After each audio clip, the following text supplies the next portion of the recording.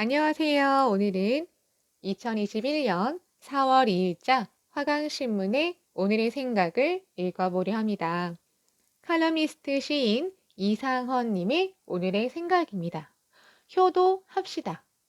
자식된 도리로 아무리 노력하며 봉양을 잘한다 하더라도 그 은혜는 평생 다 갚기 어렵다. 코로나19 시대이기에 지혜를 짜내어 효도의 최선을 다해가야 할 것이다. 몇 해 전만 하더라도 나이가 들고 관록이 불어야 가수로 이름을 날렸지만 요즘은 어린 나이에 이름을 날리는 가수도 많다. 효도합시다로 많은 사람의 사랑을 받고 있는 한 가수가 그 주인공인데 노래만이 아니라 효도를 하니까 가수로서 더욱 빛을 보는 것 같다.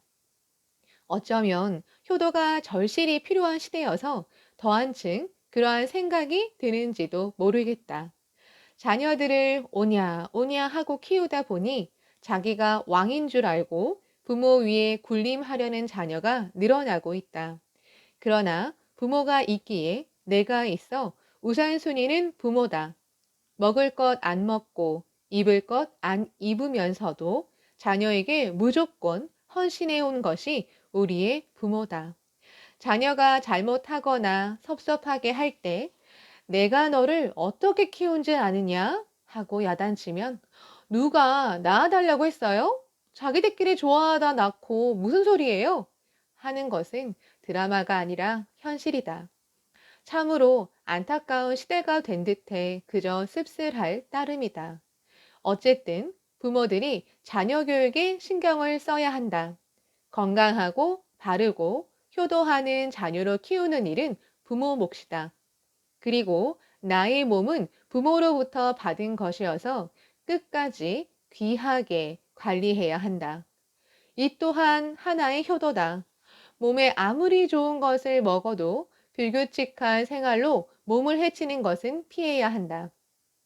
요즘은 낮이고 밤이고 불규칙한 식습관으로 건강을 해치는 경우가 많다.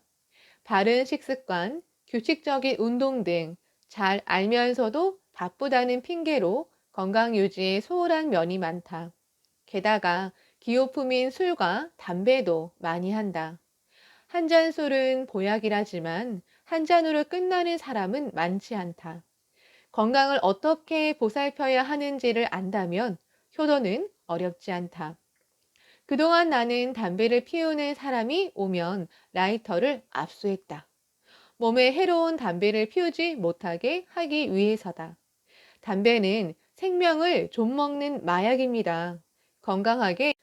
건강하게 오래 사십시오. 그러나 자기 몸을 살리는 일이라는데도 담배를 끊는 사람이 많지 않다. 그만큼 담배를 끊는 것이 힘들다는 이야기다. 매년 초에는 담배 판매량이 줄어든다. 새해에는 건강한 몸을 만들려는 사람들이 금연에 도전하는 것이다. 그러나 이것도 작심삼일이다. 금연에 성공하는 사람은 10명 중 1명이라는데 이때부터 삶의 방향이 달라진다. 자신감을 가지고 일에 임하고 좋은 컨디션으로 살다 보니 대부분 성공한다. 금연이라고 하니 나의 선친이 생각난다. 내 아버지는 젊어서부터 담배를 피우셨는데 노후에 기침을 하면서도 피우셨다. 같은 방을 사용하는 나는 너무너무 괴로워서 아버지에게 이렇게 말했다. 아버지, 담배 좀 끊으세요. 제가 먼저 죽을 것 같아요. 그러자 아버지는 네가 그렇게 괴로우면 끊으마 하더니 정말 담배를 끊으셨다. 그때 아버지가 70세이셨는데 그 후 10년을 더 사셨다. 지금이야 80세도 한창 나이지만 그때는 환갑도 극노인으로 대우받던 시절인데 10년을 더 건강하게 사시고 80세에 세상을 떠나셨다. 전국에서 많은 사람이 찾아와 호상이라고 축하를 해주었다. 지금 내 나이는 80대 중반이지만 종합검사 결과 신체 건강이 70대로 나왔다. 이 세상 사는 동안 자녀에게 폐 안 끼치고 부모에게 욕이 돌아가지 않도록 관리를 하기 때문이다. 또 담배는 절대 피우지 않고 일찍 자고 일찍 일어나며 기뻐하고 감사하며 주어진 시간을 값지게 사용한 결과다. 20대를 넘기기 힘들다고 다들 불쌍하게 바라보던 내가 건강하게 오래 사는 것이 효도라고 느끼며 살아온 결과다. 요즘은 효자, 효녀 이야기 자체를 듣기 힘든 시대이지만 그래도 우리 주변에는 그런 사람들의 이야기가 있다. 어느 효자 아들에 관한 이야기다. 87세 된 어머니를 요양병원에 모신 어느 아들이 있었다.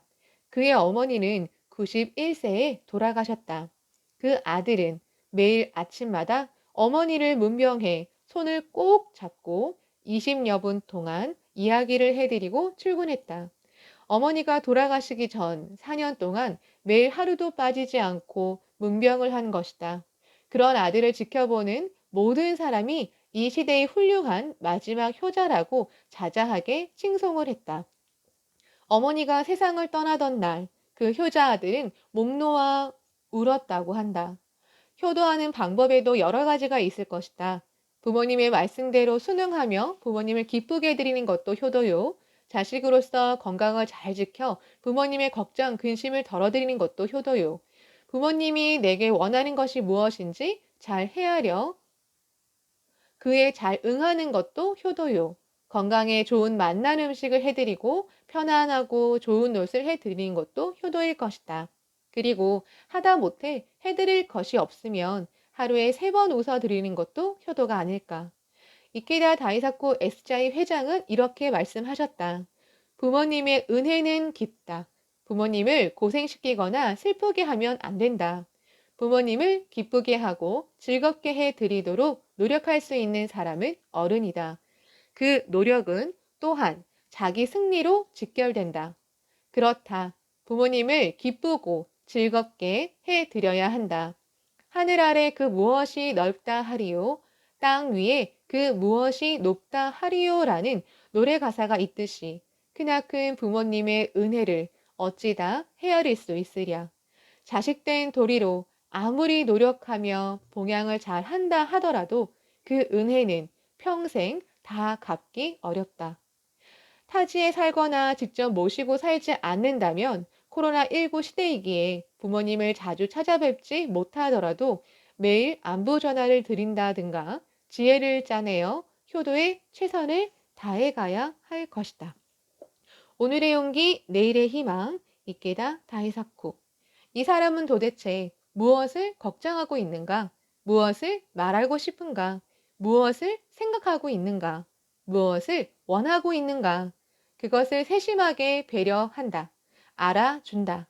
이해한다. 포착한다. 여기에 지도자의 심노가 있다. 그 자해에서 지혜가 생겨난다. 감사합니다.